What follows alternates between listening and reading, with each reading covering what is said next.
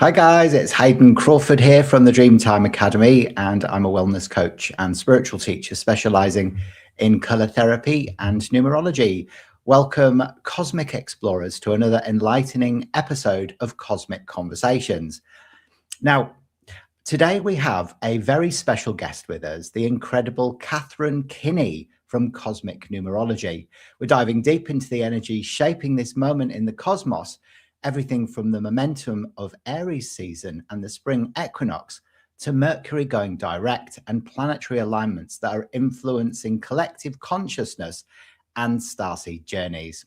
Katharine is here to share her deep wisdom on galactic frequencies, multidimensional energies, and how starseeds can navigate these shifts.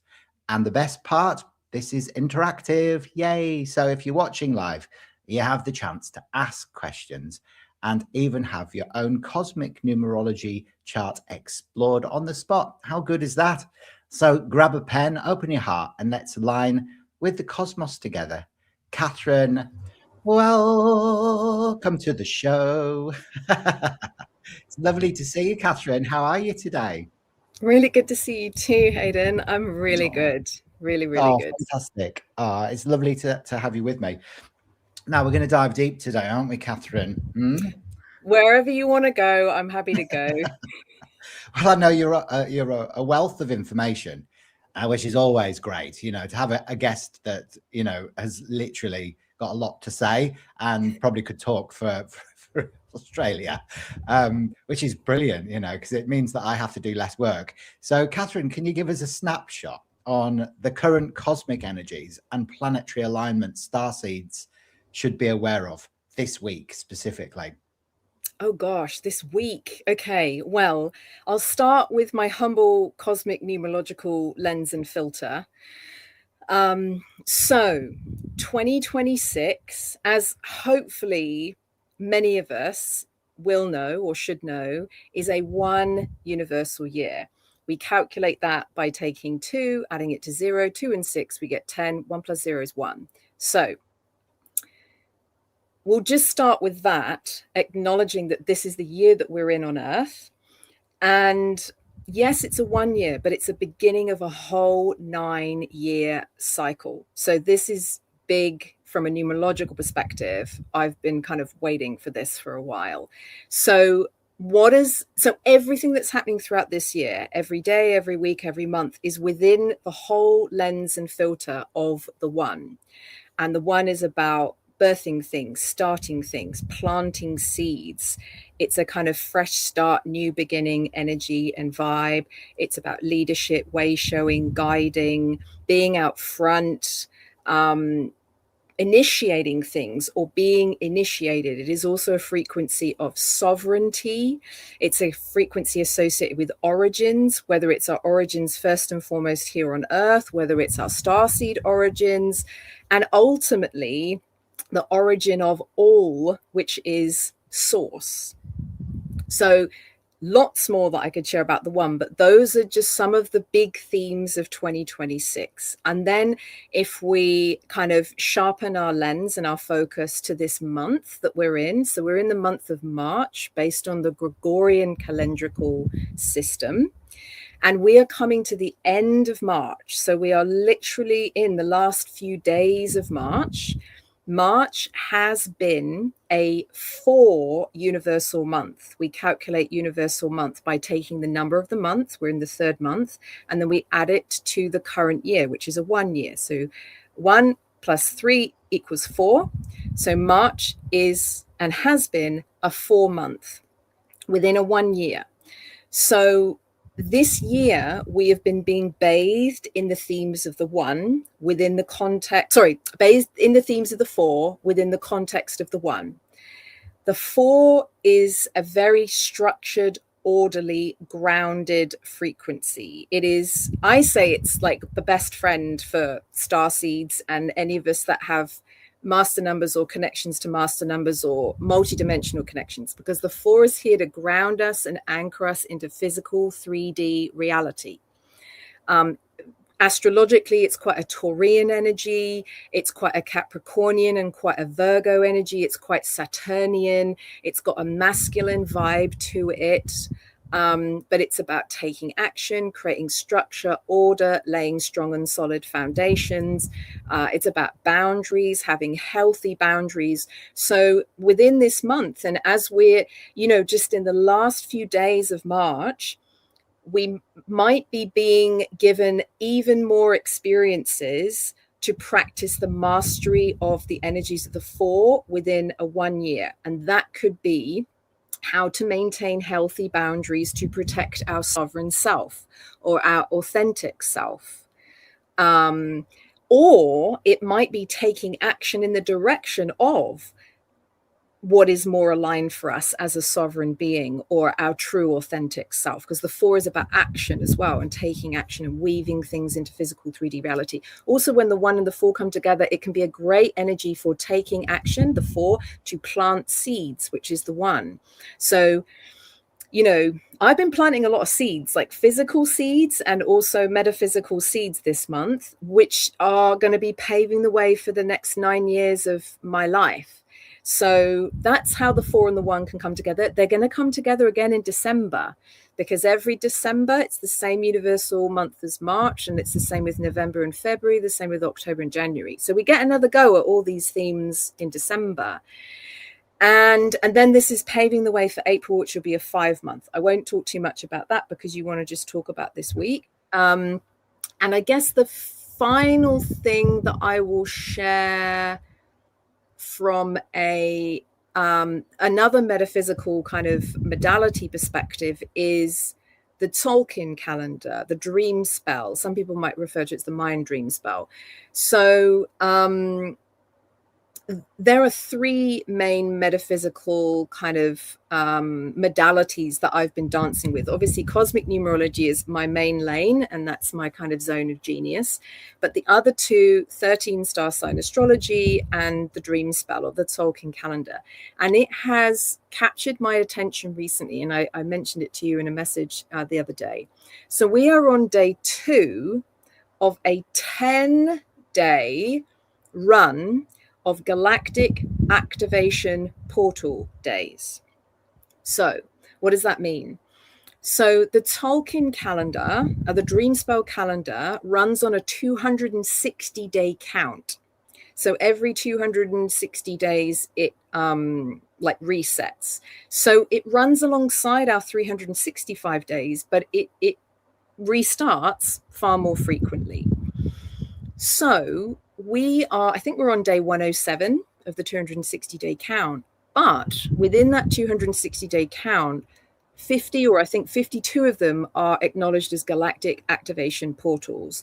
And there are 2 10-day runs where there are galactic activation portal days, one after the other. We're in the first 10-day run. The next one will happen in May.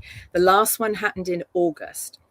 I've only really started paying attention to these since last August, but I've been studying the Tolkien and the dream spell calendar for 11 years, loosely. Like, I kind of dance in and out with it alongside numerology and astrology.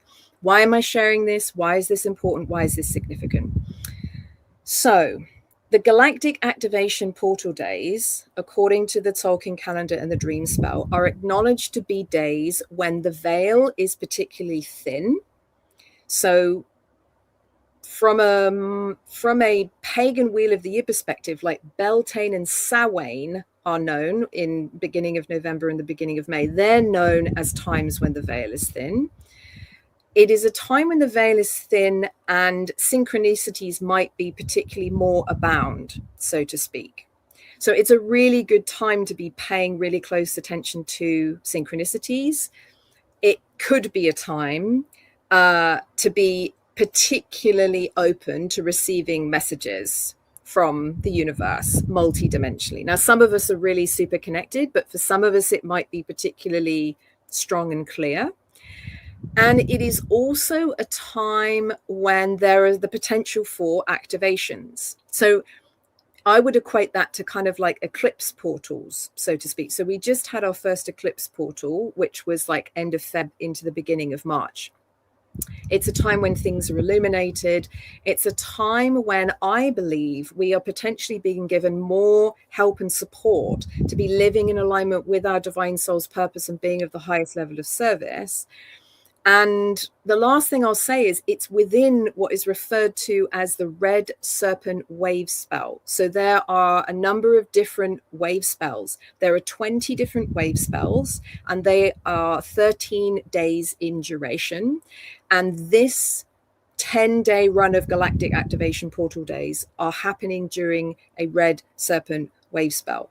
And some of the themes of the red serpent are also about shedding. So even though we just let go of the wood snake Chinese year, and we're now in the Yang fire horse, this red serpent, kind of wave spell is also going to be helping us to kind of let go of or release anything that might be holding us back from being who we came here to be, embodying our sovereignty, being our true authentic self.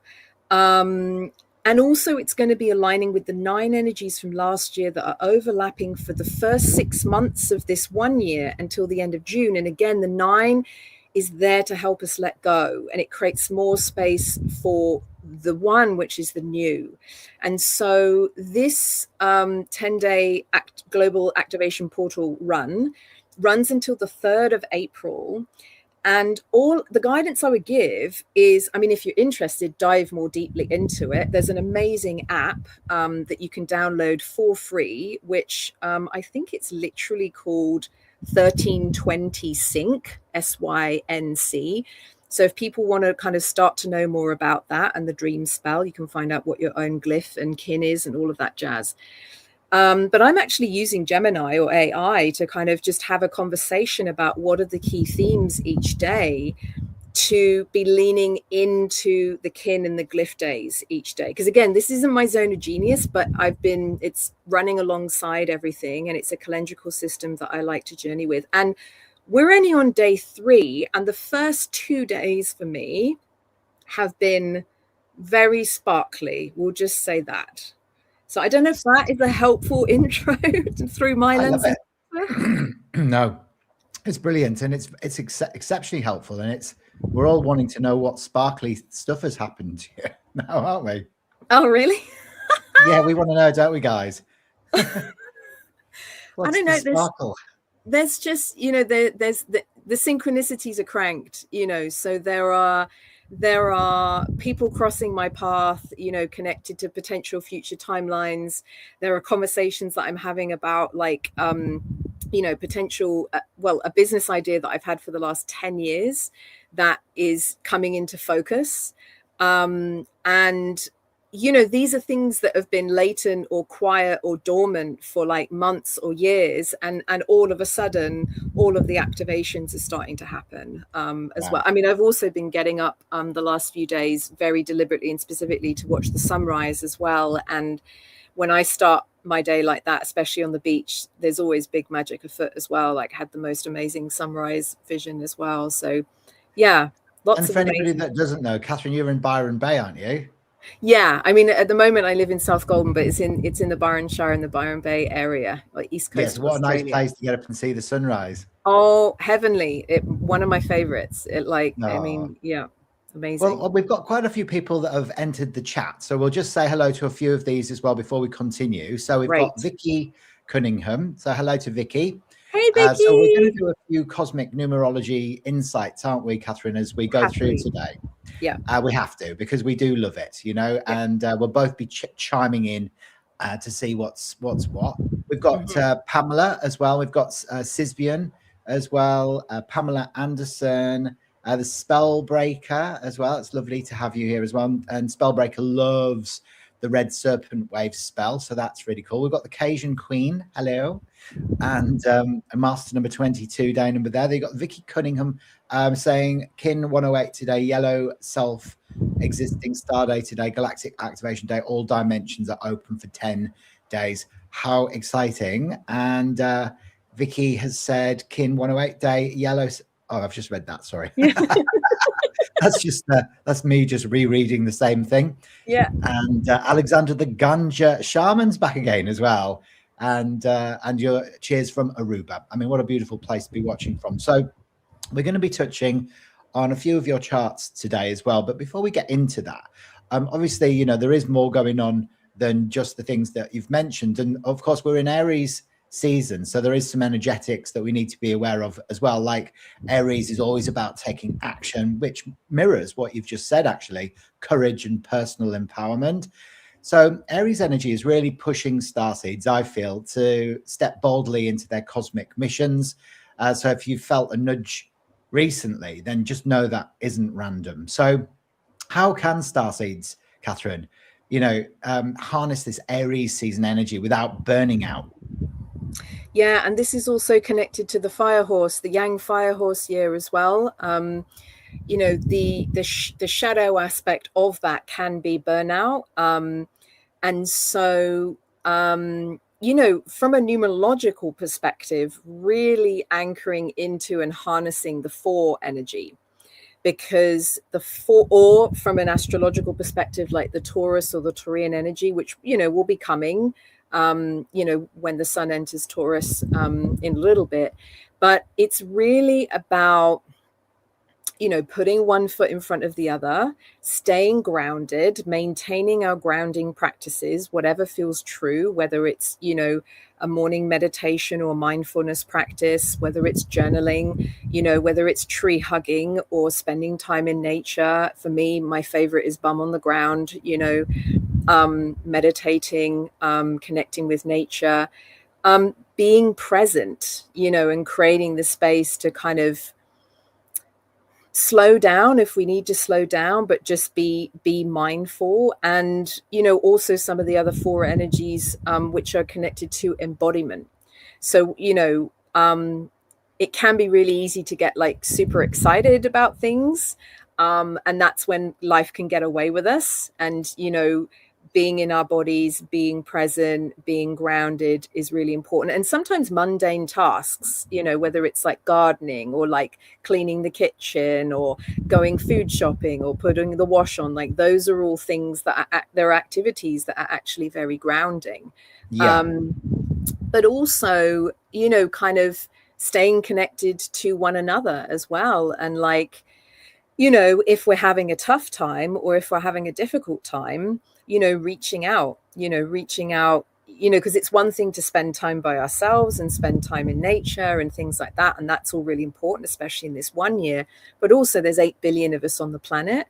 And, you know, sometimes, you know, if things are tough, or if we're feeling a bit nervous or anxious or uncertain about how to move forwards or how to embody our starseedness, or all of our magical sparkly bits and pieces, sometimes it can be wonderful to reach out or come together in an environment like this where it's a safe place, where we can talk to one another and share with one another about how we're feeling, whether it's the magical sparkly bits or the slightly wobbly, scary, nervous bits as well. You know, everything's welcome.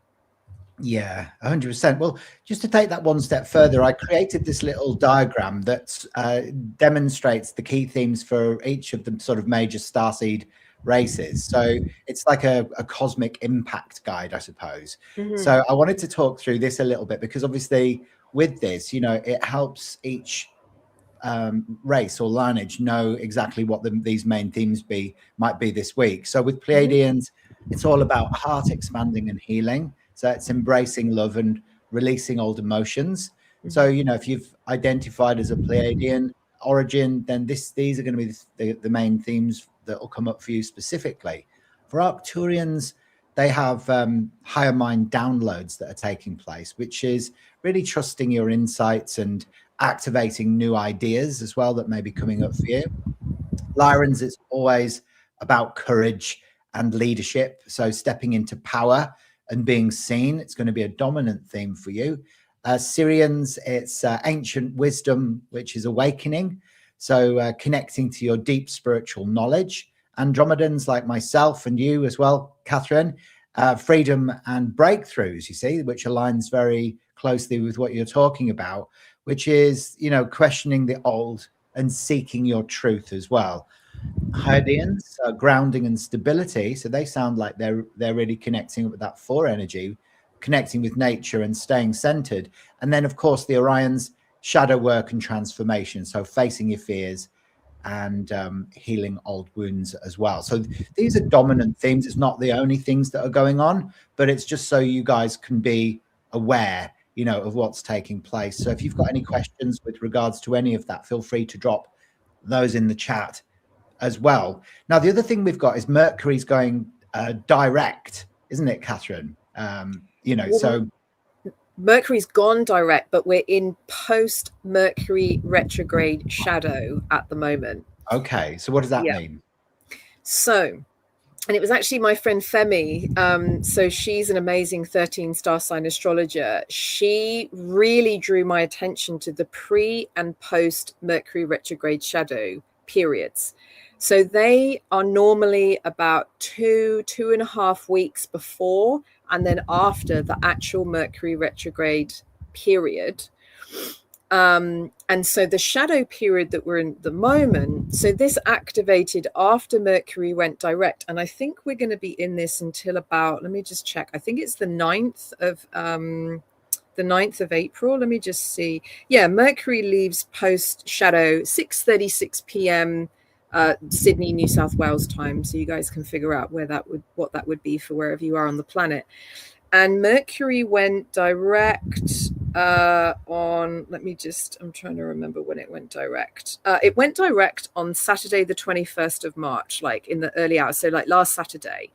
So nearly like a 3-week period. So for those of us that were journeying consciously with the Mercury retrograde period, theoretically, the post shadow is the time for integrating everything that might have been brought to the surface during that Mercury retrograde period. And for me, retrograde periods are always a time for reviewing whatever the themes of that planet are within the context of the themes of the constellation. And from memory, I think Mercury was retrograding in Pisces. I'm fairly sure. And Pisces is connected to kind of like visions and wishes and dreams and, you know, the crown chakra and sparkly bits and pieces, as well as kind of kindness and compassion and empathy and all the things. And Mercury, some of the key themes that are brought to the surface to review: communication, how we communicate with others, how we communicate with ourselves, technology, how we communicate through technology, travel can be brought to the surface for review, contracts, what we're committing to, what we are agreeing to. So whatever was brought to the surface during that time. And there were some quite specific things for me in relation to like what I allow from a communication perspective, what I'm committing to, what I'm agreeing to, etc.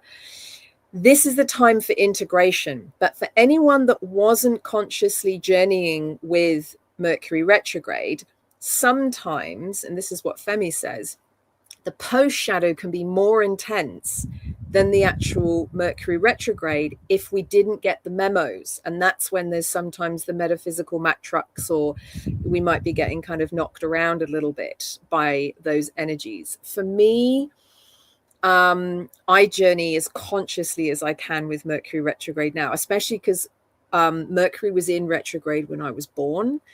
And the other thing that Femi taught me about that is that if you were born when Mercury was in retrograde, sometimes your retrogrades are more internal and insular. And for those of us that were born when Mercury wasn't in retrograde, it can be more of an external experience. And I've been tracking Mercury retrograde in that way for 4 or 5 years, and I find it like it's incredible. So it's always a bit of an inward journey for me. And then this is the time for reflection and integration and, you know, making perhaps new choices or new decisions or more informed choices based on what was brought to our attention during the retrograde period, if that makes sense. Yeah, it does. So maybe the viewers, you know, anyone who's watching this can share what they've felt, you know, any mental blocks lifting, for example, or how has it been impacting you specifically? Because it'd be interesting to just to see how other people are feeling. For me, I've definitely noticed a lifting of blockages, you know, because there was a lot of glass ceilings, and there was a lot of things that were just stopping me from actually expanding out. And then over the last, you know, since this this red, what was it, the red serpent, Red serpent wave yeah, spell. yeah, you know, I've been on board an Arcturian spacecraft and met 12 different members of my cosmic family through a guided process with Jerome Martin, and that blew my mind, you know. So I've really started connecting to specific members of my cosmic family, plus my channeling, as well as more grounded and confident as well. And I'm starting to trust it a lot more, whereas beginning it felt like just a bit of a joke, you know, really like a bit of a, oh well, I'll give it a whirl and see if I can do it. So all of these things are really starting to come in now, and I think that that's the message is, you know, there isn't going to be one big disclosure. You know, it's not going to be like all of a sudden, you know, Trump's going to go, and they're here, everybody. Look, you can see them over Washington, D.C. It's not going to be like that. The way we reunite with our cosmic families is by going in and remembering them through the heart center. So it's a very much an individual journey. So not everybody will reunite with their cosmic family over this period, but many of us are starting to have more direct communion with them. Don't you feel? Yeah, 100%. Yeah, I mean, you know, like disclosure has been kind of unofficially been happening since 2020 anyway. Yeah, I mean, it was in the mix with everything else that was happening in 2020, but that was when the US especially started to kind of acknowledge it publicly and through the mass media. And it's a drip feed, you know, kind of thing. And you know, if it was on a really big, massive, large scale, it'd probably fry a lot of people's systems and freak a lot of people out. And so, you know, from my time in the marketing world, like, you know, there were certain ways that you could launch things and launch products and launch brands. And, you know, the drip feed approach, you know, softly was a strategy. And so you would test it in a market, or you test it with certain markets, and you would start to share information or share things or do certain campaigns. And over time, and I don't even feel like this is a conscious thing for anyone to launch. I feel like it is a remembrance. And, you know, the narrative says, oh, someone's going to disclose it. No, it's an individual remembrance. And yeah, it's just on what scale are things being illuminated. And for some of us, it's been secret squirrel. For some of us, it has been through meditation or mindfulness practices, or plant medicine journeys, or, you know, Kundalini awakenings, or visitations, or contact experiences. And for other people, it might be through watching Steven Spielberg's film in June, you know, or when Trump makes his announcement. that And looks so good. yeah, I mean, That, you know, I just went to see Project Hail Mary like 2 days ago.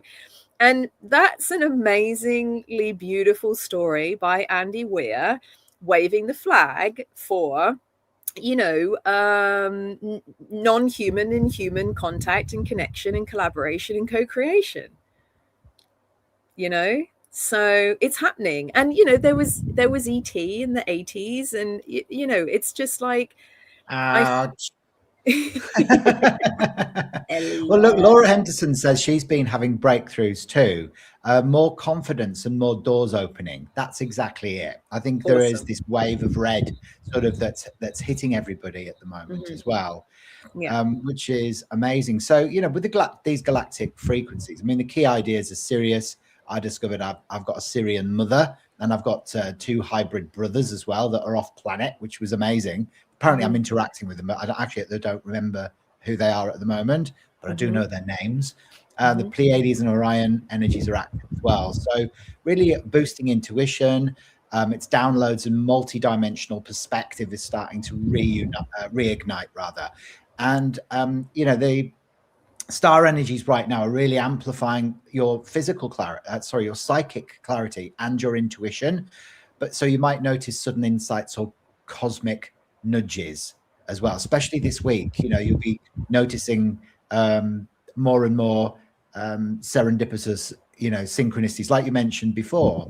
So, Katharine, what signs should starseeds look for when tuning into these galactic frequencies? Well, I'll start with, life on Earth again, first and foremost, because those are the numerological energies that we're dancing with the back end of March, but all the way through to the middle of April, because the 4 energies of March will be overlapping with the 5 energies throughout the whole of April. And again, like I said, the 4 is a very, very grounded earthly vibration and frequency. From a cosmic numerological perspective, I do connect it in with the 4 frequency. So that's the number that I equate to and connect with Sirius. And it is interesting because I know that you have a 4 in your birth blueprint based on cosmic numerology. You're a 4 hearts desire and soul's urge. So it doesn't surprise me that you have a strong connection to Sirius. And then you also have you're a 6 personality, and I connect the 6 with Arcturus as well. And the 6s numerologically care really deeply about family, here on Earth, but obviously, across time and space. And you've got 2 1s in your blueprint. You're a 1 expression and a 1 divine soul's purpose. So the 1 is about origins. So of course it makes sense that you care deeply about connecting with your own starseed origins and then helping other people to connect in with their starseed origins as well. And so, in terms of paying attention, like in physical 3D reality, I pay really close attention to what is happening in front of me. So paths, that my path crosses with someone. I'm looking for somewhere new to live at the moment, and I need to move in a couple of weeks. And I went into Mulham yesterday, Mulham Bimby, which is a 44 frequency numerologically when you calculate it and decode it. There's always big magic that happens in Mulham. Anyone that lives there or has ever been there or visited there, and there's many reasons for it. There's also a very powerful energy line and song line that runs right through Mulham from the tip of kind of Cape Byron all the way up to Mount Wollumbin. But and I went to the doctors for a checkup, and I came out of the doctors, and my path literally crossed with someone who might have somewhere for me to move to. And it was someone that I'd been thinking about and that someone else had mentioned to me. It's somewhere that I've stayed before for a short time, but our paths literally physically cross. Now, I don't have a car. I don't drive around. I don't go into Mulham very often because I live in South Golden. I had to get a bus very specifically into Mulham to go and see my doctor. But I paid really close attention to that. And the 4 is also, it's like a hack frequency. It's an efficiency frequency. And it can be associated with like speed. I associate it with like the rabbit or the hare.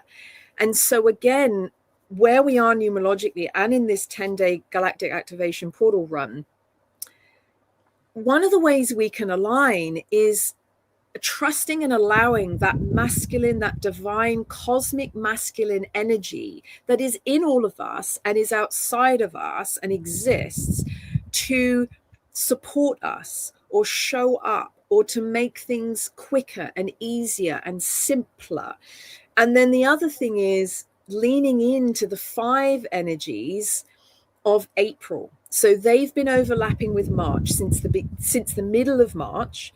They're going to be getting stronger and stronger as we get to the end of March, and then we hit the 1st of April, which I think is next Monday. Or next Wednesday. Hang on, let me see. Next Wednesday.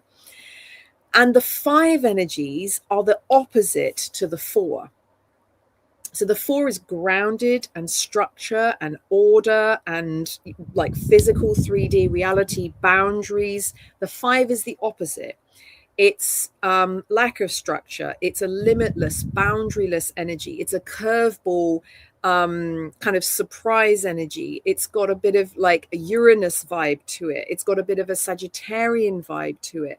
The 5 is it's a bit mercurial as well, because it's about travel and adventure and change and transformation and expansion.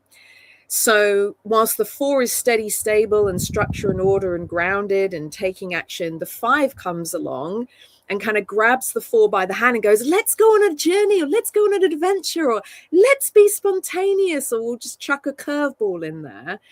And so these are the numerological energies and vibes that are happening at the moment. So the 4's been helping us ground, anchor, get more focused, create structure and order, and get clear on, what we're anchored into and the direction that we're moving in with the 1, which is like our inner North Star. What's our sovereign, authentic, truthful direction?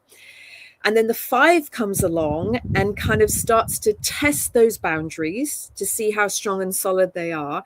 And will also, kind of maybe invite us to loosen up on some of the boundaries that might have been there for a really long time, that we can actually start to loosen a bit with the 9 energies overlapping with the 1 to create more space for the new. So I'm definitely feeling all of this with the movement, because I've been where I've been for the last 7 months, and life's like, okay, it's a shift and change time.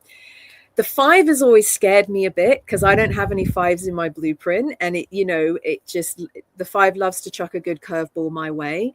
But what I would be saying to everyone as we move through the end of March and into April, be clear on where your boundaries are and what is important and strong and solid to protect your sovereign self, and that are necessary and that are healthy. But be prepared for when we enter April to maybe start to loosen up, or be invited to start to loosen up on some of the boundaries that you might have had for a long time, maybe in this lifetime or even other lifetimes at a soul level, to create more space for the new and create space for shifts and changes and transformation that are necessary for you to embody more of your true authentic self, and so that you can be of a higher level of service to the co-creation of heaven on earth, our human family, our starseed multidimensional family, the cosmos, and beyond. That's beautiful. I love that. Thank you so much for being so detailed with all of this. And I hope everybody's getting so much from what you're saying, because, once you're aware of it, you can navigate it. Otherwise we're kind of like a ship without a rudder, aren't we? We're sort of just spinning off in all different directions. But awareness brings, very clear action steps for you to take. Now, I'd like to go now to Vicky Cunningham, actually, to start with, because we want to start having a look at a few of the people today, just to sort of have a look at their cosmic numerology. And what I'd like to do is I'd like to start off by, I've kind of drawn Vicky's chart out here. And I'll sort of go through what I can see within Vicky's chart, and then maybe you can then offer the cosmic numerology perspectives on top of that, and we'll give her a really thorough and holistic reading. Would you be up for that? Happily. Brilliant. Okay, so are you still there, Vicky? First of all, Earth calling Vicky, come in, Vicky. You were the early bird that caught the worm today. There you are. I think you are still here. So totally feeling what you sharing, dear cat, she's saying. So that's beautiful. Right. Okay, so Vicky turns out as being a life path number 4, according to my calculations, and a day number 6. Now, she's got these 2 arrows of individuality within her chart as well. So what I can see is, like, when you've got the arrow of the will, Vicky, which is the 4, 5, and 6, and the arrow of determination, it means that you've got very strong willpower. And you can be quite stubborn, so but that's a good thing, really, but sometimes you very rarely take heed of other people's advice and guidance, or even listen to your own intuition. So there is this real very strong aspect of self. So I can imagine, that for you, you're a very practical person, very very aligned with your business acumen. A lot of 4s are amazing teachers, but then you've got that beautiful maternal Venusian 6, as well as your day number influence, which brings in a lot of love, feminine energy. It's gorgeous. So you've got a creative and maternal gift. A lot of 6s go into healing, or they'll go into nursing, or being the best mothers. 4s are very, very strong with business. And you've got 2 4s actually in your birth chart there. So when you've got 2, it amplifies that sort of focus around the physical, practical, material, organizational. So sometimes, if you focus too much on the accumulation of stuff, then you may risk losses later on down the track. So it's almost like, okay, yeah, so it's nice to have good things, but don't be too rigid and firm in the accumulation of that. You're in your personal year 4 this year, so you're moving through a phase of building solid foundations and structures in your life in general. So according to what Catherine's just said, there's all that 4 energy that's surrounding you, but also, with what's taking place within this month specifically for you as well. So Katharine, I suppose my question to you would be, like how do you feel this will be impacting Vicky specifically? So hey Vicky, dear, dear, dear, beautiful soul sister and friend. So yeah, I find it very, very interesting that obviously you are a 4 life path, and this year happens to be a 4 personal year.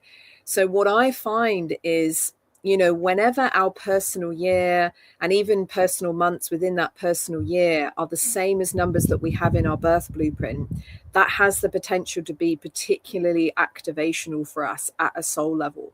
And of course, all of this will be happening within the context of the one universal year. So, as a 4 life path, the 4 energies of your personal year are going to be further activating and inviting you into kind of grounding and creating structure and order and strong and solid foundations. It might be inviting you to have stronger boundaries or even healthier boundaries. I know that you have a really strong connection to dogs as well. So I connect the 4 obviously with Sirius, which is referred to as the dog star, and I connect the 4 with dogs because for me the energy of the 4 is about reliability Loyalty. and loyalty. And I know that you don't have a dog, but like Vicky's always like taking care of other people's dogs and dog sitting and things like that. So the dog energy might be becoming particularly strong. I can't remember, but I think Vicky was born during a white dog wave spell as well. Oh, there's a doggy. Yeah, he was just wanting to jump up then when you're talking about dogs. This is Who's that? Monty. Monty. Monty. Hi, Monty. Yeah, so he wanted to say hello when we're talking about dogs, didn't you, darling? Oh, God, he's so cute. I know. A spaniel? Is it a spaniel? He is. Little cockalear. Oh, hey, Monty. Oh, my God, aren't you gorgeous? Oh, my goodness. Yeah, so for me, and again, you're a 4 hearts desire, Hayden, and I found so many people with 4s or 22 4s especially tend to have really, really strong connections to dogs. And I'm fairly sure that Vicky was, because I think Vicky's kin glyph is the one before. I'm 178 white solar mirror, and I think she's 177, and that's during the white dog wave spell from a Tolkien and a dream spell perspective. So yeah, the dogs might be showing up more. They might have messages for you. I know that Vicky has such a strong connection to the dogs. So yeah, those are some of the ways, and all within the context of this one universal year. So it's like, how do we take action in the direction of putting ourselves first? Oh, there's another one. Who's that? Bailey. So yeah, he's an 11, so he's very clingy. Oh wow, an 11 life path. Bailey, another spaniel. Yeah, they're 2 spaniels. But yeah, you're right about the 4s and the dogs. Yeah, it's that loyalty aspect, I think, that comes up. And commitment. It's But they can be quite fixed and rigid, though. That's the other thing, though, the with dogs, the 4 but they're really easy to train, And again, the 4 is about systems and processes. And if you repeat a system and a process enough times, it will stick. And that's why dogs are so easy to train. I mean, and there are some breeds that are much easier than others. But like versus cats, how people say some people are cat people and some people are dog people, for example. Yeah, but yeah, that's so true. So when with your numerology that you do, Katharine, as well, like the 4, what star system does the 4 connect up to? Sirius. Sirius. Yeah, it's like, not a star system, but the actual star Sirius. Yeah. Of course, the dog star. Yeah. Ah, right. Okay, so this is why this is all coming in to confirm it all then now, isn't it? Yeah, and I mean, I've been journeying with all this for since 2013, and I've just seen patterns and I've seen synchronicities. And I mean, everyone and anyone can have a connection to a dog. Everyone and anyone can have connection to so many different animals, but over time I've seen a correlation between certain animals and certain numbers. Like whales, I connect with the 9, for example, and a lot of my friends that have 9s have really, really strong connections to whales. The 33, I connect with dolphins and the Delphinus constellation. The 4, it's dogs and the dog star. There's so many. The 6, 7 is the Pleiades, isn't it? Yeah, so the 7 I connect with, well, because I connect it with like knowledge and wisdom and information. So I connect the 7 with like owls and like creatures that are known to be kind of wise and clever, so to speak. But I also connect the 7 with like the serpent energy as well, because I connect the 7 with like the energy lines that run through our body and our nervous system, and then the energy lines that run through the planet. And then the 8 I connect with Orion, and I connect it with creatures that are, you know, kind of revered and some people might be frightened of but are very powerful. So that, you know, certain numbers I connect with certain types of animals and creatures. And Lyra, you know, the 3 I connect with the cats as well. With the cats. Okay, so we should have a look at What a Lovely Day then next. Are you still there? What a Lovely Day. So she was born on the 18th of the 6th, 1990. Now, what I often find with people born on the day number 18 is that they have a past life or a significant, relevant past or parallel life as a nun or a monk. And they may have signed vows of poverty, you know, in those incarnations. So they might not believe that they can be both spiritual and wealthy. So I often find, you know, that the 9 obviously is the humanitarian and they want to be of service. But for 18 nines, there is spiritual and material conflict. So it can bring up where they want to be a healer, but they become a teacher or a nurse so they get a regular paycheck at the end of the month. Have you found that with the 18 energy as well? Well, it's interesting because, you know, I would look at that 18 because they were born on the 18th, and I would acknowledge that as their second life path number. Second life cycle number. So the 9, I would equate that to a 9, and I would be looking at the themes connected to that 9 running through that middle section of their life, like the middle kind of 30 years of their life, so to speak. And so that would be running alongside their life path number, which is a 7.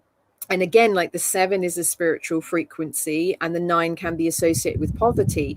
And so my feeling is that, and their first life cycle would be a 6 because they were born in June. So the themes of the first life cycle are always connected to the month that we were born. And so that middle section of their life, when they get to it, because they were born in 1990, so they're probably not there yet, they will be being given opportunities to overcome the shadow aspects and elements of the 9, which are connected to poverty or a lack of self-worth, or being in the shadow of the 9 without embodying the light of the 8. And the light of the 8 is valuing ourselves. Whereas if you haven't embodied the light of the 8 and then the 9 is present, that's where you will not be putting yourself first. You'll be always putting others first, and you won't value yourself. And so you might always be in victim mode, or not being valued by others. And the 9, that's what she's going through right now. Yeah, I've just seen that. And so with the 9, I mean, for anyone that, like, you're a 9 life path, for example, so those are some of the themes of your life that you're here to master. But the 9, like you said, is associated with the past. It's associated with karma.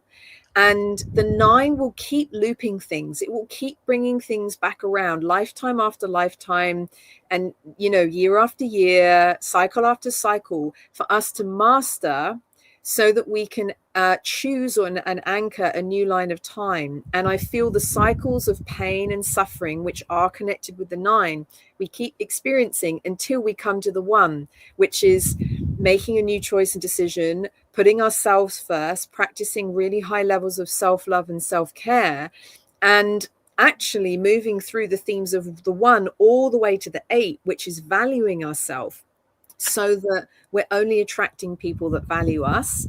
And, you know, we break these cycles of kind of victimhood, and that we value ourselves enough to get paid what we're worth, or to manifest a job or create a business where we're valued.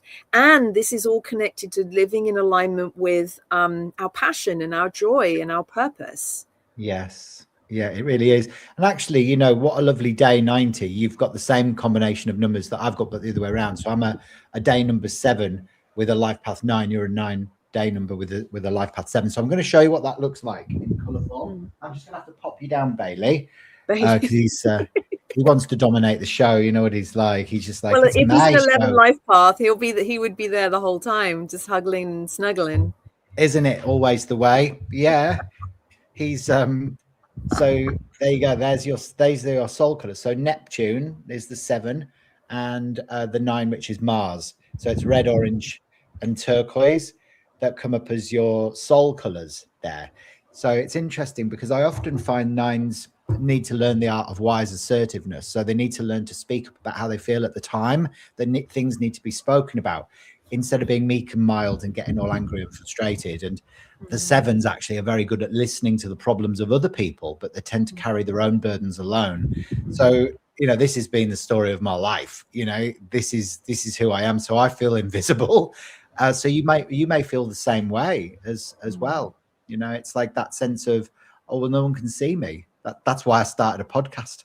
Because I was sick of just like being the one that everyone forgot about. It's like, I'm here too. Like I'm on this planet too. So it is interesting. But of course, the 7 as well, often I find people with a dominant 7 within their birth chart have a parallel or past life connection with Atlantis. So, a lot of the time these people have soul memories that resurface for them in this incarnation of what they were doing there. So they could be working with crystals, energy healing, sound therapy, crystal grids, or, sound harmonics, or even psychology and psychiatry and energy healing as well. So they're often drawn into the more mystical healing arts as well, you say. So you do feel the same way. I think it probably means to say I don't want to be a burden. Oh no, I was going to say no one wants to be a burden. Yeah. Mind you, yeah, probably a lot of mothers. So okay, so who's next up? So a lady spellbreaker. Wow, 9 is Mars. My daughter Kayla ascended on 9/9/2020 at 1990, age 22, Lionsgate, Sun with Sun in Leo and Mars retrograde. Interesting. So what can you say about Kayla? Yeah, I remember you mentioning about Kayla in a live that I was doing a while ago, and I remember paying really close attention to the nines that are so present, and also obviously the 1/9. And I mean, let's just even look at what was the numerology of the day that she ascended and left her body. So that was actually, let me just see. So we do 9 + 9 + 2 + 2. So that was a 22 master day. And she was 22. So that's really interesting that she left her body and she left planet Earth, physical 3D reality, on a 22 master day with all those 9s and 1s and 2s present, because the 22 it's a master building frequency, it's a dream weaving frequency, but it's also a master number. So for me, I refer to the mortal numbers between 1 and 9. And then the master numbers 11, 22, 33. So the mortal numbers for me, 1 to 9, are about mastery of being human, mastery of life on Earth, physical 3D life on Earth. And then the 11, the 22 and beyond is more about like multidimensional mastery. And some of us are here to experience it on Earth. And then some of us get to experience that, as we're leaving or after we've left. And so yeah, it's really and I remember speaking last time, because my maternal grandmother, my mum's mum, her birthday was September 9th. And so that 9/9 portal is really significant. And a previous partner of mine had a baby on 9/9 a few years ago as well. So it's a very, very interesting portal, either to come through on or to leave on. If you come through on it, it means that your first 2 life cycles out of 3 are 9 energies. So regardless of what your life path is, those 9 energies are running alongside and, kind of through your life.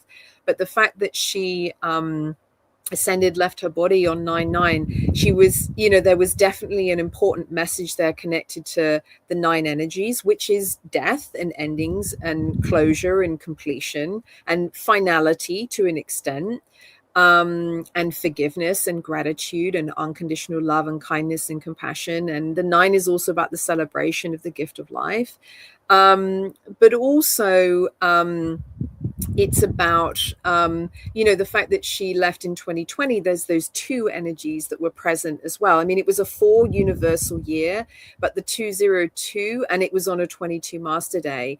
And the 2 is, about peace and calm and balance and tranquility in all of our friendships, relationships, partnerships, and collaboration here on Earth. And the 22 is about peace and connectivity that can endure across time and space. So, it's like a multi-dimensional connectivity frequency, which is connected to the 11-2, but it holds that legacy and that commitment frequency of the 4 of the 22-4. So the message of the 22-4 is that we can stay connected across time and space and across lifetimes as well.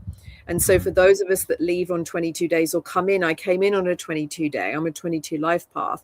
The message of the 22 is about legacy and, a commitment to a connection across time and space, which can be connected to like twin flame and twin ray connections and, past life connections that we have with souls, whether they're in human bodies, furry bodies, because sometimes we come back again and we meet again and we journey again here on Earth and elsewhere across the cosmos. And of course, 2020 was a massive year for the Starseed awakening, wasn't it? So lots of souls really woke up to their cosmic lineage and their origins during that period. And it's interesting that, Kayla ascended during that period because maybe she just woke up to a high dimensional frequency and went back to source, which is beautiful. It's a lovely time. Yeah. So should we have a quick look? We're talking about the 22. And Cajun Queen 22 is there with born on the 22nd, Master Builder day number. What can you see in her cosmic numerology? I'm just going to look at what her whole life path number is. So we're going to do the 22nd plus the 6th month, which is June, and we're going to add that to 1974. So that gives us ultimately let me just triple check everything. That is going to give us a 4 frequency. So another 4 life path. But you're born on the 22nd, which again is a master number frequency. And so again, I would acknowledge, so your first life cycle as a 6 and your second life cycle as a 22, that middle life cycle. And the fact that you're born in 1974 means that you're probably still in that life cycle. Let me just see if I can create a straw man in my app very quickly just to see. Hang on, let me just see. So with the 22/4s, is that energy of the master builder? So not only are you hugely empathic, but also you're very practical and grounded. So yes, you need to work for a humane organization that works towards the betterment of humanity rather than just for yourself. The guide energy, isn't it? Yeah. Sorry, keep going. So that's what I love about the 22s. My mum, she was born on the 22nd of February, and and it's just a beautiful energy that she's got, and so she had her own business for years, but she's so empathic. But she went into doing the practical aspects of the 22, being a life path 10 as well. So it was almost like that leader energy that came through having her own business. And I think in a way she sort of, maybe that happens with a lot of master numbers, they sort of sidetrack sometimes their more spiritual purpose if they fall into the mortal aspect of the 22, which is the 4, right? Yeah, and if they either don't feel safe enough or supported enough to really embody the master number multidimensional hypersensitive frequencies of whatever master number that is. So for me, for example, as a 22/4 life path, I was in the 4 for a really, really, really long time, and I wasn't fully awake, so I didn't even know that. I knew that there was probably more to life, and it wasn't until I came to Australia and had my awakening, and it was in my early 30s, end of 2012, that even numerology came in, and then everything started to make sense. And I'm still in the process of embodying the mastery of that 22-4. But the default for any master number will always be, especially if we don't feel safe, that's what I find, people will default to the mortal aspect. So the 2 with the 11, the 4 with the 22, the 6 with the 33. And there's nothing wrong with that. And this is why, for me, I care so deeply about cosmic numerology, because, you know, I'm here to be of service to everyone and all the numbers, but I'm especially here to be of service to people that want to be tapping into or connecting in with or embodying master numbers, whether they're in their blueprint or not. But it requires a certain level of mastery. And it also, I feel, requires humans to feel safe, because these master frequencies are super sparkly. They require an incredibly high level of mastery to be able to embody. And just to give you an example of the difference between like the 4 and the 22 for me, and then we'll come on to, I'll speak a bit more about Cajun Queen's 22 life cycle. At the moment, so I've had a vision to create a business called the House of Love for like over a decade. And it is like, you know, it's organic, it's vegan, it's a haven and a sanctuary for highly sensitive people. It's fully New Earth. It's full of Lemurian and Atlantean knowledge and wisdom and technologies. It will have a New Earth, you know, metaphysical school of teachings. All of the structures will be designed and laid out using sacred geometric architecture. All the gardens will be organic and, you know, kind of pesticide, chemical free, all designed and laid out using sacred geometric architecture. And I just received a new potential revenue stream to 3D print homes and hemp domes and, you know, sacred geometric structures. This is highly advanced stuff. And, you know, the difference between like the master builder that would be bringing something like this through versus someone who's just Bobby Basic, you know, kind of like going through the motions and maybe building things in the same way that things have been built, or even just working, because the 4 is a work energy. That's an example of how the 20, and it is requiring me to be doing so much work on myself and staying so focused, which is the 4, on the vision and not allowing myself to get distracted or the vision to get distorted by anyone else. That's just an example of, like, you know, the level of mastery that's required to embody something like the 22, because it is that makes so much sense to me, because like I can look at my mum, for example, and I can see she never felt safe, you know, in the whole of her life. And so she fell into the workaday, you know, set up her own business where she was, you know, either cleaning or selling sandwiches, you know, and so she never got the chance to explore, you know, this New Earth aspect of herself. Although I know she's got it in her, you know, I know she's been my guide, you know, so, but she's never had that opportunity. So maybe that's why I had to do this, you know, it's almost like to, we surrogate sometimes. Yeah. For our parents. Yep. Yeah. Yeah. And also the 4 is about safety. So those of us that have 4s or 22 4s, we will seek safety through structure and order and work as well. Like that's, you know, either by putting physical walls around the us. The ironic thing is with her, like, she's never had that. She never actually ever felt safe, because she's always gained and lost, gained and lost. And I've seen that pattern repeat for her all the time, because she's not in alignment with the higher purpose of the 22. Yeah. You know, and it's, again, she gives her power away in the 10 rather than claiming it. So, you know, you can see how when the shadow pattern takes over, you know, you sort of do lead a very 3D life. Yeah.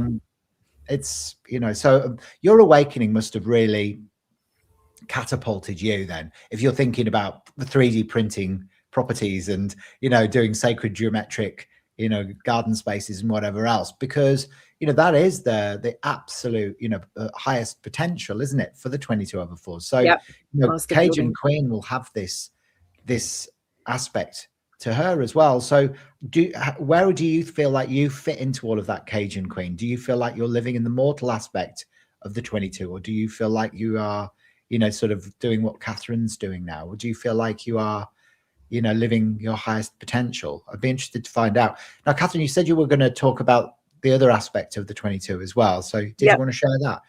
Yeah. So for Cajun Queen 22, so when we add all those numbers together, that equates to a 4. So we know that you are a 4 life path. But then if we look at those 3 major life cycles, and I just did the quick maths. So your first life cycle was a 6 because you were born in June, and that ran from when you arrived, and that will have run until the end of 2006. And you're now in this second life cycle, which is a 22 or a 22/4. And that will have started in 2007. It's going to run to the end of 2033.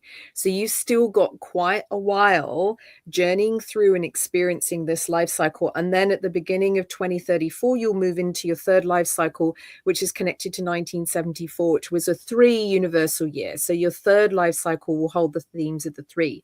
But given where you are right now, the themes of the 22/4 are going to be playing out between now and the end of 2033 for you. And they're going to be overlapping with the themes of your 4 life path. And the 22 is going to be inviting you. It's going to keep inviting you to step into a higher level of mastery. Now, of course, we have free will and we don't have to. And the 4 will always keep bringing us back into the mundane and the mortal and the safe and the structured and the orderly. So as a 4 life path, until you feel really, really, really safe, you will continue to journey with the 4 energies of that 22/4 within this second life cycle. However, if you happen to get to a place, or you might already be in a place where you feel really safe, if you're showing up here and hearing us talk about this stuff, it means that at a soul level, you're super open. But the 22/4 is a significantly more advanced frequency versus the 4, and it requires a very high level of mastery, because the 22/4 is the mastery of having our head in the clouds and connected into the clouds and the wishes and the dreams and the cosmos, which is like the 11 energy.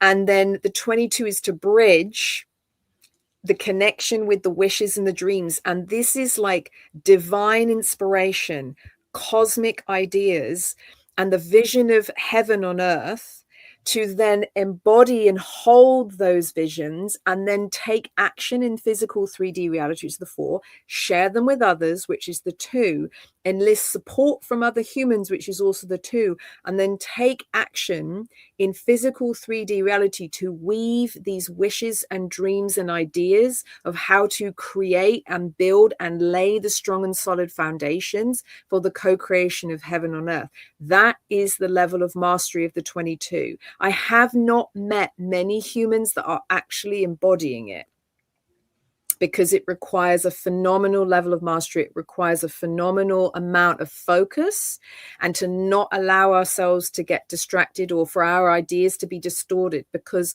those of us that are holding the visions, I've got a little spider crawling on me. That's so funny. That's good luck. Oh, this tiny little spider. Hello. He's just crawling on my leg. You can see how easily distracted Katharine gets. There you go. So she's in the midst of channeling some divine, some divine numerological wisdom. It's a money, and then maybe it's a money spider. Yeah, right. It was crawling up my leg.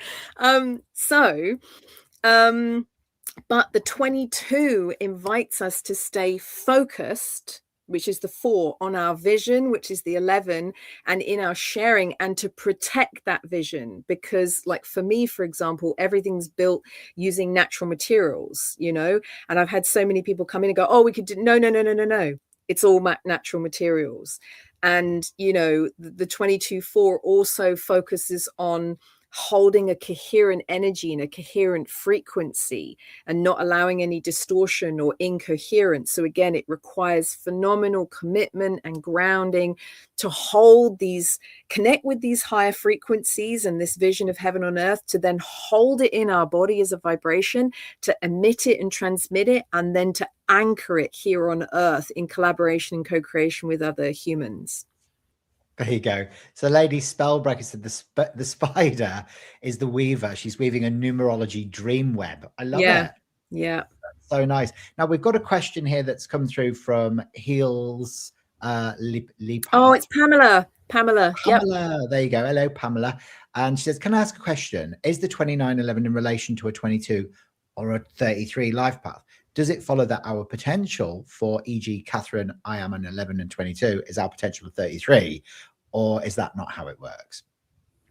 So let me just read that. Can I ask a question as a 2911? So I know that Pam is a 2911 life path. In relation to a 22 or a 33 life path, does it follow that our potential, for example, Catherine and I, an 11 and a 22, is our potential of 33?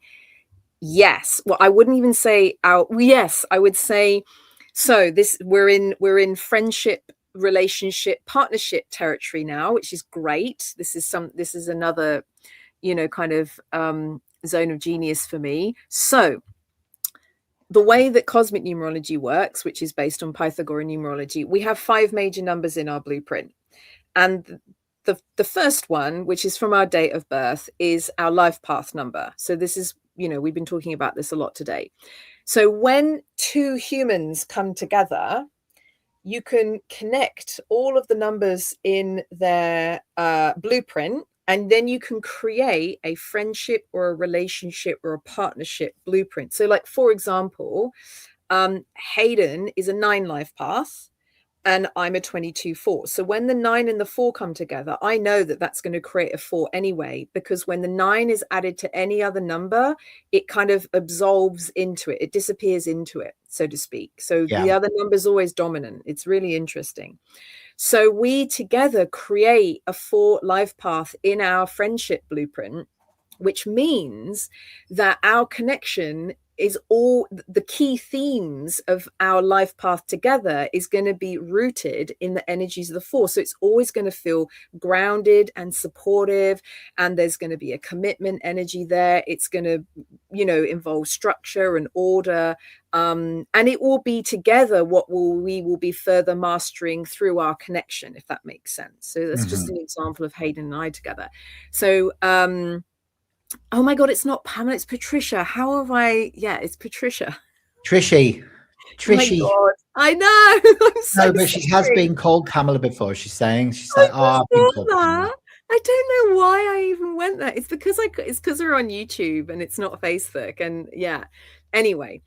I'm so sorry, darling. I don't even know how I did that. Hang on. I'm gonna quick segue. I'm gonna pick a card out for Trishy, just because you called her the wrong name. I know. I'm so sorry. There you go. So the card that comes up for you is the Lyran Philosopher, Sulafat. Equitable solutions in times of separation.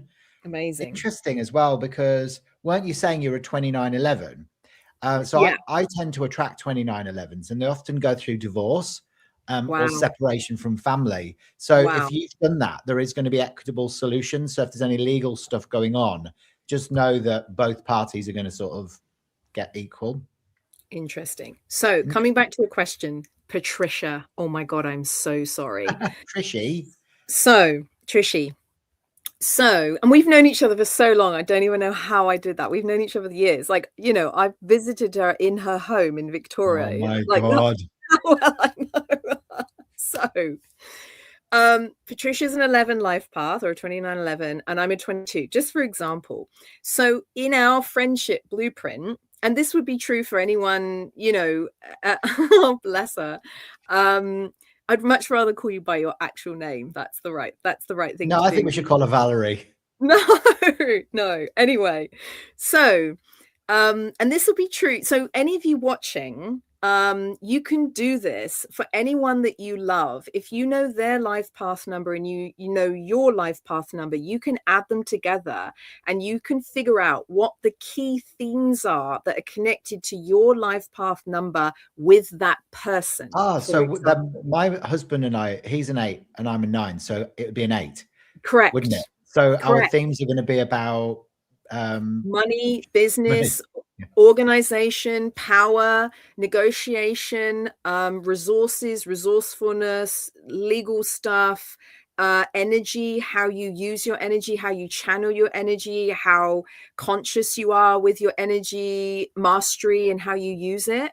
But it has the potential to be like a really amazing connection for making money and for being in business, or for, manifesting resources or creating more abundance.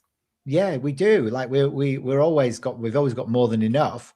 And yeah, so he supports me in my business and I support him what he does. And it's just an organic thing. So we actually, host retreats together and, he does all the cooking and I do all the content. And so, yeah, it is very like that. It's Business. amazing. Yeah, it's I love the way interesting. you just said as well that the 9 gets absorbed, into. Yeah. Why does that happen then? Why do I just get It's absorbed? maths. But I mean, it is just maths. It's like a mathematical kind of like rule, I guess.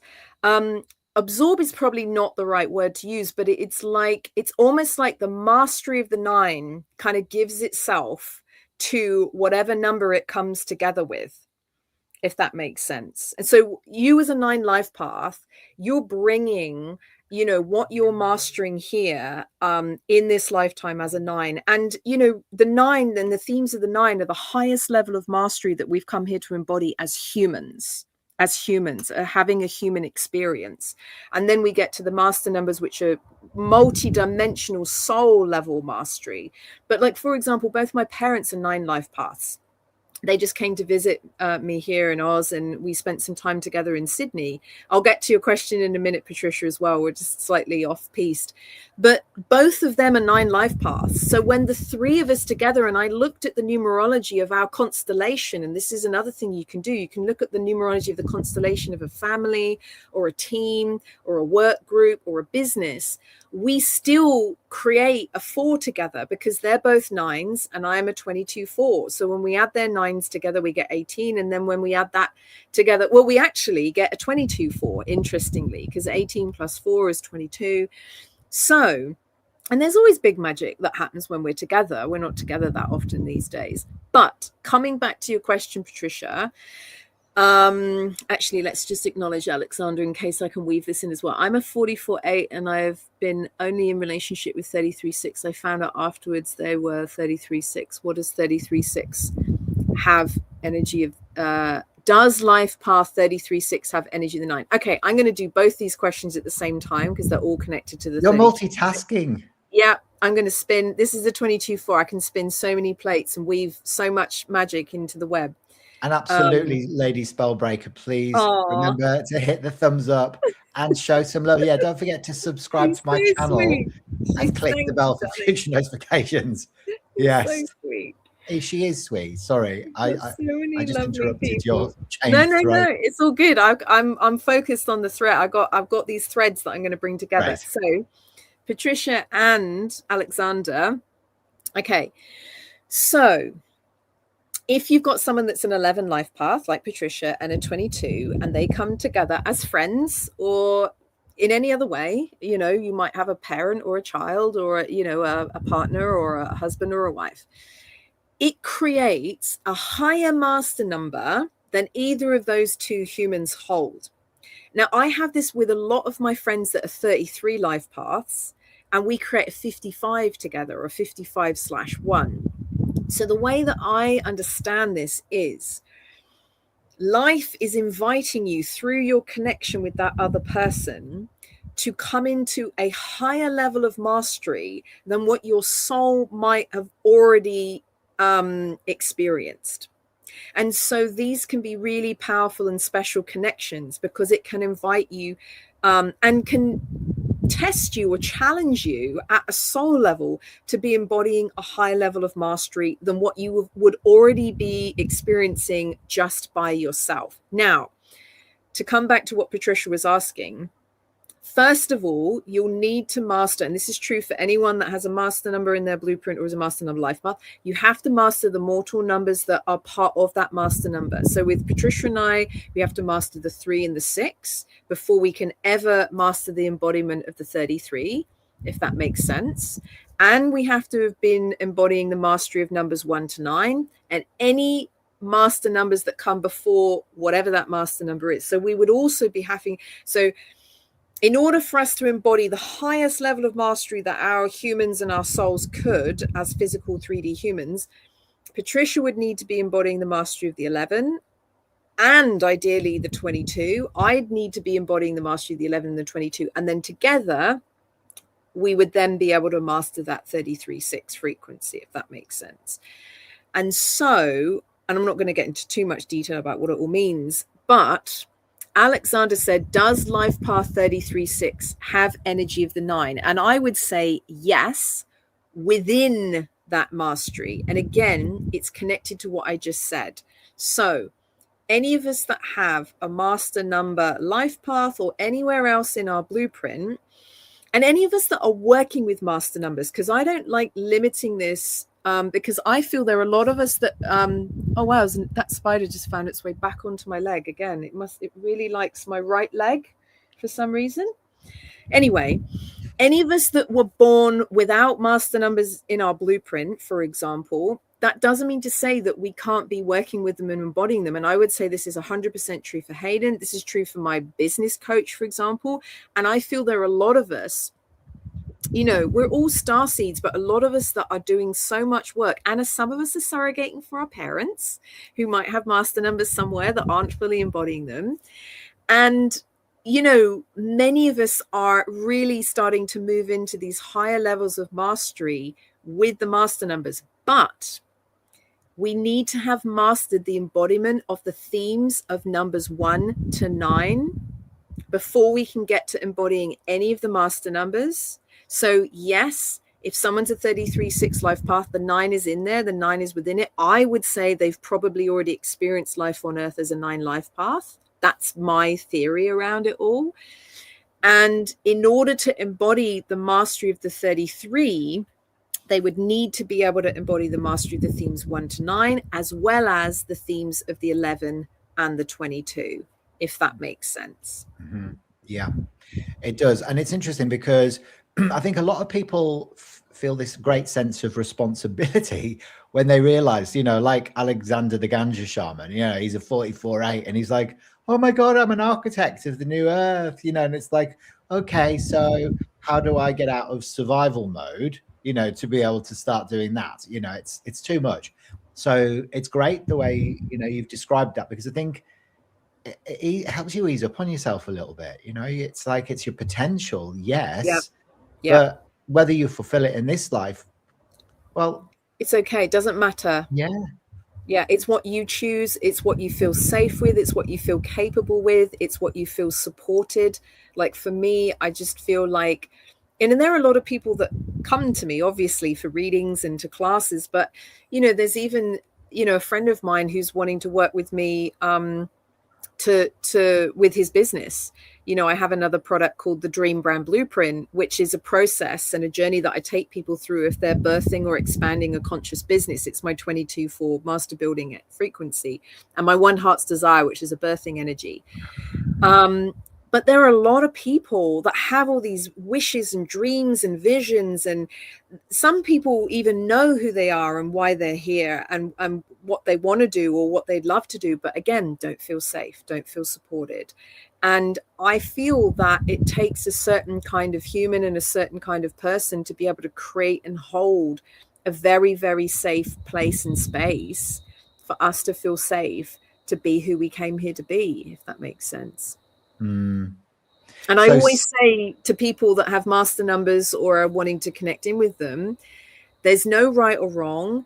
Do what feels true. Do what feels safe. I'm always here if anyone wants to know more about all the master number stuff, but just keep putting one foot in front of the other. Don't push or force yourself, and no one's going to think less of you if you're not embodying all the master number stuff in this lifetime. It's all okay. It's whatever feels right for you. So Lady Spellbreaker says spiders primarily symbolize creativity, patience, and the ability to weave your own destiny, serving as messengers of the balance between creation and destruction in life cycles. Have you been on ChatGPT there, Lady Spellbreaker? Well, I feel it's very connected to the end of my 8 personal month. So I'm in a 5 personal year. We're in the 3rd month. 5 + 3 is 8. So this is an 8 personal month for me. And I connect spiders with the 8 energy. There's a massive spider in our garden at the moment with the most gigantic web. I'm going to have to take photos and put video of it online at some point. But yeah, I'm coming to the end of this 8 personal month, and I don't have an 8 in my birth blueprint. So spiders and snakes and sharks and big cats and lions and things like that, they're not so prominent in my life. They're all connected to the 8 for me. But whenever it's an 8-year or an 8-month or an 8-day, that's sometimes when the themes of the 8 will show up. Plus, I'm in the presence of someone with a 9, and the 9 is connected to animals and creatures and things like that. So sometimes when things are being shifted or cleared, animals or creatures will present. If someone with a 9 had is spiders present, and dogs in today's live, haven't we? yeah. Like a zoo, It's your isn't it? 9. Your 9's bringing the animals and the creatures into my reality for sure. I hope I don't get a cockroach crawling over the top of my head. No, you'll be all right. Well, you know, we've got some interesting comments that have come in. There's Fox Feathers who says numerology has been something she's wanted to learn about. Still don't know much, but I do know that my life path number is an 11. We've also got, I just want to say, just acknowledge a few people that have come in to the chat today. So also Calm and Ground as well, born on July the 13th, the Karmic 13, which is always an interesting number to explore as well. We have also got someone in Honolulu, Hawaii lead 7593. What I find quite interesting about a lot of the people that are in the chat with their handles is that they have numbers in their handles as well.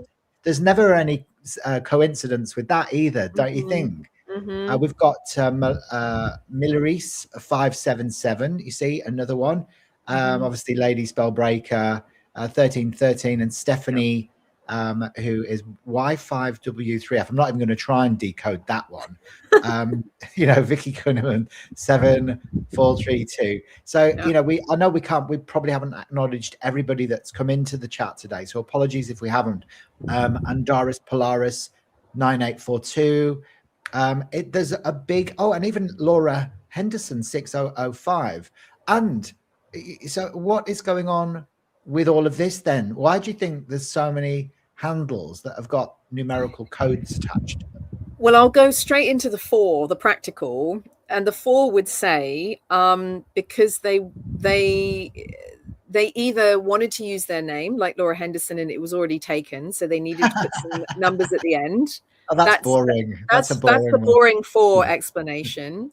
The more 7 explanation, which is my divine soul's purpose, which is more metaphysical and mystical and connected to knowledge and wisdom and information, is that these people would have a connection to a number or a set of numbers, and including a number in a handle is important for them and is significant and is just as important as the letters or the name that they've chosen as well, for example. Yeah, absolutely. That's my 7 goes to that as well. My day number 7 goes, there's some sort of like, I don't know, karmic association or meaningful, some form of significance.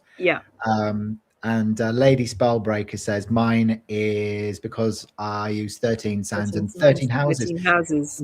Yeah, and I think that more and more of us are moving towards that model, aren't we?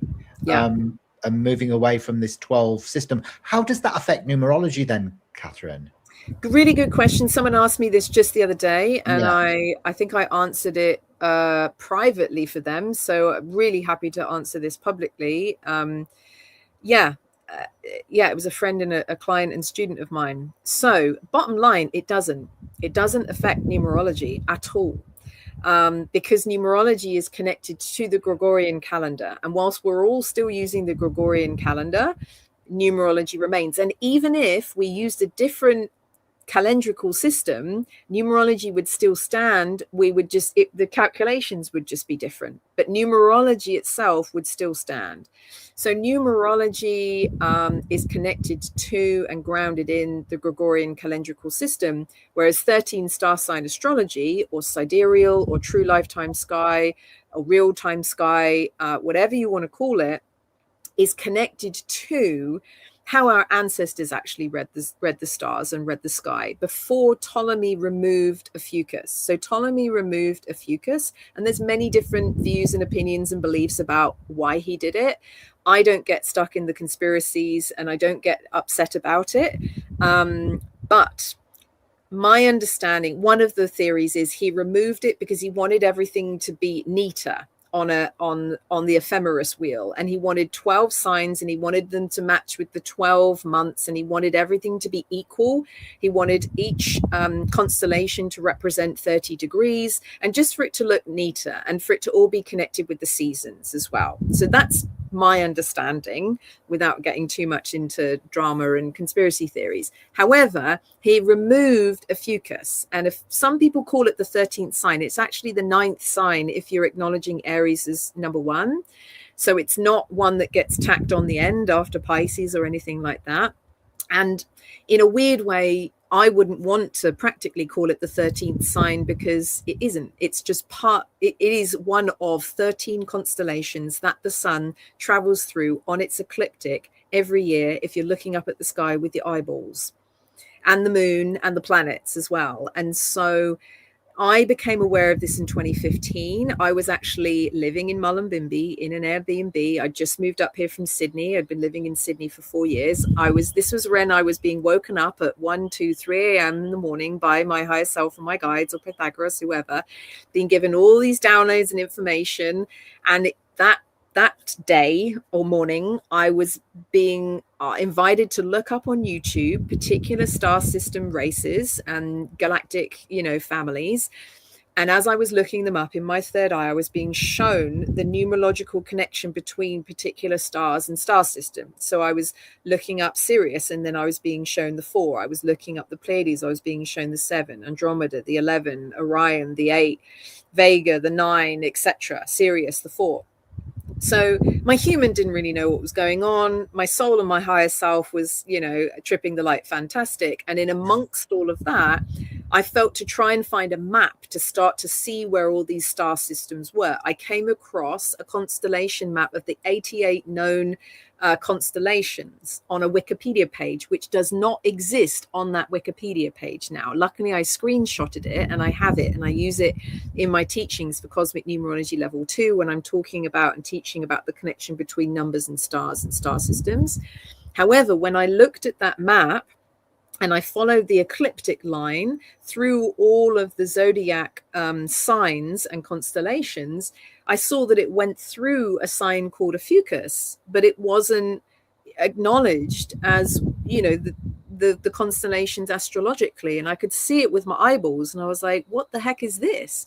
I then Googled a fucus, and then found this website all about it, found all these 13 star sign astrologers, started reading about it, and I was just like, oh my God. So complete paradigm shift for me, complete game changer. And ever since 2015, I've been studying 13 star sign astrology, Sidereal, and I weave it in with all the cosmic numerological stuff and alongside all of the Tolkien dream spell calendrical stuff as well. Oh, I love that. Well done, Katharine. That's so important, I think, because I speak to Pier and Cullen a lot, Pier Orlane and Cullen Bedsmith. They are channelers of the Pleiadian Council, Larkmar, 6 of 1 and 1 of 6. And they talk about, well, they've developed a whole calendar around the cycles of 13, which I kind of follow avidly, because I find it really interesting to look at the influences of these cycles, and it just makes sense to me. It just it's like the penny finally dropped. Yeah. And this is why the dream spell is so important, because there's 13 moons. There's 13 moons every year. It's the 13 moon calendar. And so, for me, 13, I've been studying a lot about the number 13. And, it is embedded. It's a 4 frequency, when you bring the 1 and the 3 together. And, there's lots of stories about the 12 and the importance of the 12, but it's actually the 12 around the 1. So the 12 disciples that were around Jesus, for example. Well, Carmen Brown's born on the 13th of July. So I've always found like that 13 energy as having a karmic association, which in a mortal sense is about working hard, for the things that you get, which sucks really for, people born on the 13th. But it's like, what else would you say to somebody, like Carmen Brown, who's maybe born on the 13th day, what can she expect?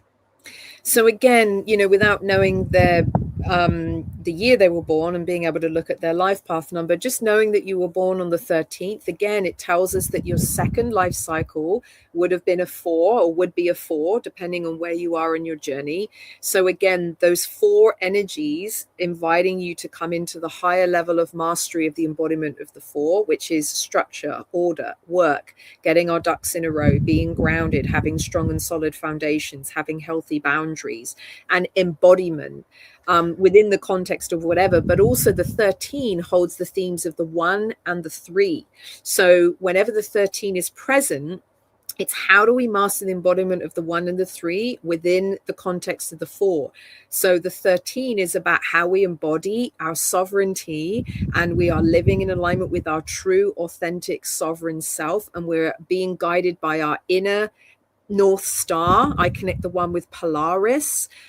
So again, it's how we connect with our inner North Star, and we're following that. We're not being distracted by other people or, abandoning ourselves for others. The shadow of the 1 can be abandonment and self-abandonment. So it's the 4 is like, and the 13 holding the 1 and the 3 is how do we embody that sovereignty and authenticity. And then the 3 is about speaking our truth and hearing other people's truths, and the embodiment of speaking that truth, and the embodiment of our creativity, our happiness, our joy, planting seeds in the direction of that. So for me, I see the 13 and the 1 and the 3 coming together with the 4 as an amazing opportunity to be following our North Star, embodying our sovereignty, embodying our true authentic self, following our joy, our highest excitement, speaking our truth, hearing other people's truths, telling the story of the new earth, bringing the messages of the new earth to the planet. So would you say then that energy of the 13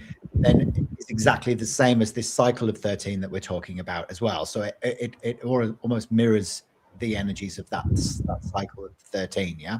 Yeah, for sure. Yeah, for the so the 13 for me, I would always add the 1 and the 3 to bring it down to the 4, but then acknowledge the themes of the 1 and the 3 that come within that 4 as well. Yeah.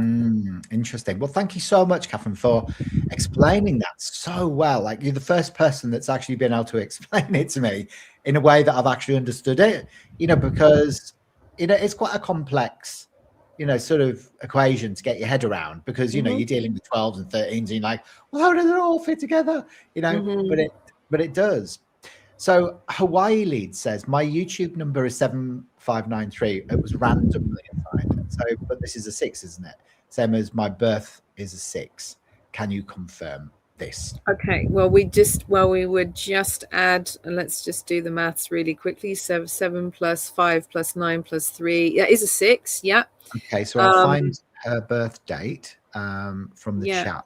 But I would also look at the numerology of your full handle. So I would look at the numerology of Hawaii Leads as well, because each letter can be attributed to a number. So I would look at that. But I would also acknowledge the fact that there is a 5 in there. That's 7593, and the 5 is a curveball energy and frequency. So it's interesting that was, attributed to you without you choosing, so to speak. And she is a 24/6 as a life path number. She's got interesting. Oh, Hawaii. I just want to get that right. Hawaii Leads.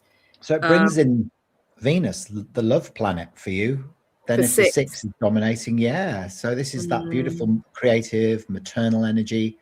And of course, all numbers have a shadow pattern as well. So the opposite of that is destruction. So if you're living out of alignment, then, you may be prone to worry, anxiety, self-sabotage, addictions, all of that can play itself out. But, I suppose your highest expression is love, so that's it's a loving energy that's emitting from that unconditional love. Yeah.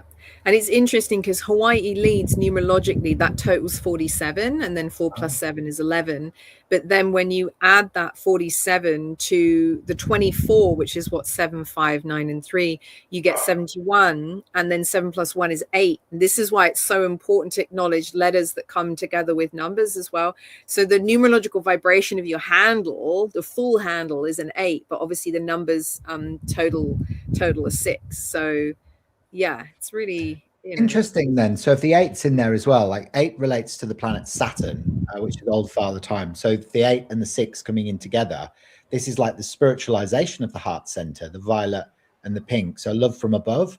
So often this can bring in as well issues or disconnection from the mother archetype or grief of the loss of a mother, which could be either a disassociation from your mother or that there's some grief that needs to be restored within the heart center through the loss of a mother.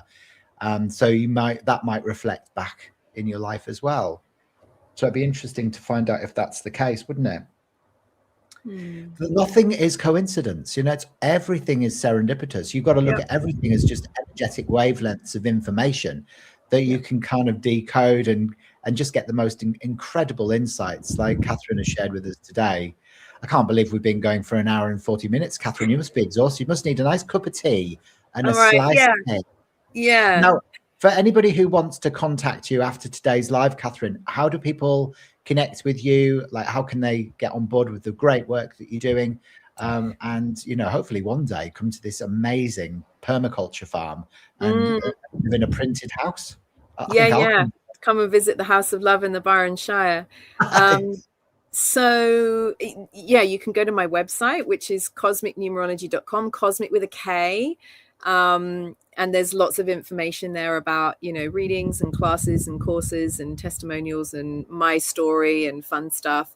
You can obviously find me on Facebook and Instagram, Cosmic Numerology with a K. You can find me on YouTube via my sovereign handle, which is Katharine Kinnie with a K and 2 A's, exactly spelt, no numbers, nothing, just, Katharine with a K, as in from the original Greek word katharos, which means pure, and which is what the Cathars are connected to and all the stuff. Yeah. The way that my parents spelt my name is the original spelling of Katharine. Exactly. I went to Carcassonne actually last year. Yeah, I did. The Cathars. It was amazing. Like I got all these soul memories coming back, of when I was a Cathar. Because really, if you think about your wisdom, that you're tapping into as well, it goes right back to that time, doesn't it? Yeah, for sure. And I mean, I have a really strong connection to Pythagoras and his school of mathematics in Creton and, southern Italy and whatnot. But yeah, so that's how people can find me online. And for what it's worth, for anyone that's watching right now live, I do have a 50% off offer at the moment that completes in 24 hours. It completes at the end of Saturday, the March 28th. So anyone that's watching after that, sorry, but anyone that's watching live and would like to have a reading, it's 50% of all my readings at the moment. That's amazing, Katharine. That's a massive offer. Yeah. So definitely, take Katharine up on that. I mean, I've had a personal reading with Katharine. You so kindly, after I interviewed you for Cosmic Conversations, the Numerology Show podcast. We got together and you spent 2 hours with me looking at mine, and it was the best numerology insights that I've ever had from an external numerologist. It really, really was powerful, and it helped me to understand very clearly about who I am, with that influence of the 1, the 9, the 4, and of course the 6 energies that run through. And it was just like, I get it now. Thank you, Katharine. So I do highly recommend that. Also, I have an offer on as well at the moment for my Starseed numerology reports, and they're brilliant because they can help you understand the major influences in your astrology as well as your numerology through your birth chart and your name chart. But also you get 3 months free access to the Oversoul Codex Collective, which is a community of Starseeds and truth seekers and way showers from all across the world. So by purchasing your special offer on the full Starseed numerology report, which is only 59 Australian bucks, it's about 38 US, you get the 3 months free access as well. So there's hours of content in there where you can go deep down the rabbit hole, reconnect with your cosmic family, and tap into your full multidimensional aspects of self. So the links are in the description. I'll make sure that Katharine's website, I think it's already in the description. So make sure that you head over there now, become part of our communities, and we'll aim to get together, I think, because you bring so much wisdom and knowledge into this community. I'd love to do like a regular live with you. So over a period of time, and then everybody within the chat can also feel supported as you sort of try and really work out who you are, where you're from, and what you're here to do. Okay. Lovely. Wonderful. Well, thank you so much, guys, once again for watching and for staying with us as well for such a long time. I know that we've had at one point up to 30 people in the chat today, and 16 of you have stayed, for the whole duration, which is, thank you so much. We do value that, don't we, Katharine? So much. We know it's amazing that people actually want to listen to us. Yeah, I mean, a lot of the people that follow me and that show up, like, so Vicky's been watching, Patricia, like there's been and Lady Spellbreaker, like there are some people that show up for my lives regularly, and they've been following me for so long, and I just love and appreciate you guys so much. And they know that normally whenever I host a class or do a live, it's like an hour and a half, 2 hours, and they just snuggle down and they're just, on the journey and on the ride, and sharing magic as well. That for me, it's always a co-creation. So it's always such a joy to do lives, so thank you so much for inviting me, Hayden. I love hanging out with you. This is my happy place. And when there are people that show up and that are here for it with us, co-creating this, it's amazing. It's awesome. It really is. And I think what we could do maybe in the future is I don't know if you know Sarah Yip. I know Sarah, yeah. Mm-hmm. Yeah, so if we could maybe get her into the chat as well, because I love Sarah Yip's vibe and her energy as well, and we could maybe like do a three-way, like have a thruple with me in the middle. Possible. The rose in between two thorns. All the roses. All right, guys. Well, don't forget to like, subscribe, and follow. And we'll see you next time. Bye for now. Have a beautiful day. Bye. Thanks. Blessings. Bye.